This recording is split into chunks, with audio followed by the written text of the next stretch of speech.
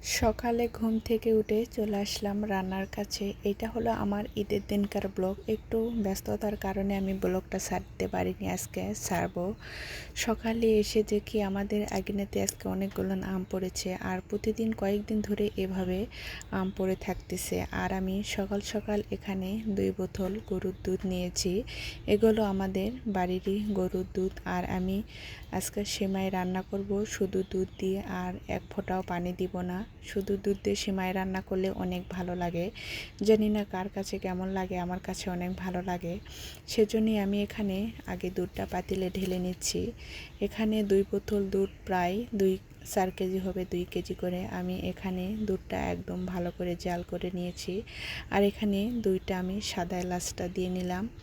আর নতুন একটা ভিডিওর জন্য চলে আসলাম। আর এখানে যারা ঘরে বসে ওজন কমাতে চান, কোনো ব্যায়াম বা কোনো কিছু ছাড়া, তাদের জন্য এই প্রোডাক্টটা।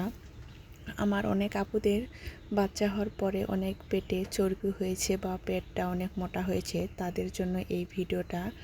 ঘরে বসে আপনারা চিকন হতে পারবেন। আর এখানে গরম পানির সাথে একটু লেবু আর এই পাউডার দিয়ে মিশিয়ে সকাল এবং সন্ধ্যাবেলা 2 বার খেতে পারবেন। চর্বি জাতীয় জিনিস একটু কম খেতে হবে, বা গরুর মাংস বা মুরগির মাংস, যেহেতু গরু ব্রয়লার মুরগির মাংস, এই দুটো একটু কম করে খেলেই চলতে পারবেন। আর এখানে আমি নারকেল নিয়েছি। নারকেলটা ফ্রিজে আসলো, সেজন্য হয়তো অনেকটা কম লাগতেছে। আর এখানে অনেক নারকেল ছিল, সেটাই আমি দিয়ে দিলাম পাতিলে। দেখতে পাচ্ছেন আমাদের পাতিলে অনেকটা দুধ হয়েছে। আর এখানে কিছুটা আমি সেমাই দেখতেছিলাম। আর আমার অভ্যাস তো, যখনই আমি রান্না করব একটু একটু করে খাই, দেখি কেমন হয়েছে। আর এখানে দেখতে পাচ্ছেন আমার দুধটা একদম জাল করা একদম হয়ে গেছে। এখানে দেখছেন কতটা নারকেল হয়েছে। আর দেখতে দেখতে আমার একদম সেমাই রান্না করা একদম হয়ে গেছে। আর এখানে দেখতেও যে এত সুন্দর লাগতেছে, জানি না খেতে আর কতটা সুন্দর লাগবে।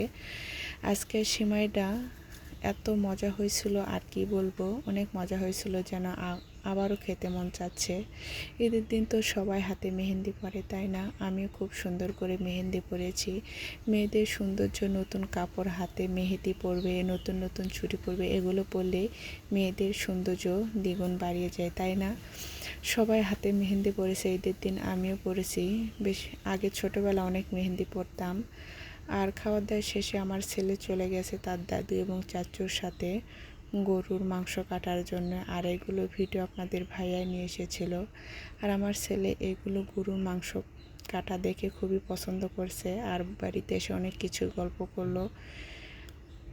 দেখতে দেখতে ঈদের দিনটা অনেক ভালো এবং সুন্দর কেটে গেল। কার কেমন কাটলো অবশ্যই কমেন্টে জানাতে ভুলবেন না। আজকে পর্যন্তই, সবাই ভালো থাকবেন, সুস্থ থাকবেন। অন্য একটা ভিডিওতে আবার দেখা হবে।